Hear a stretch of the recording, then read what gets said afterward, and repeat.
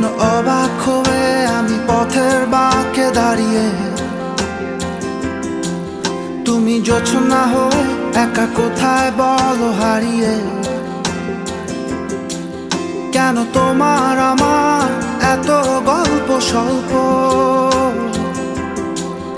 আজ হঠাৎ করে কেন হলো সবই অল্প। দেখো দূরের আকাশ একা কাঁদছে তোমায় ভেবে, আর মেঘের মাঝে সব ভাবনাগুলো ডুবে।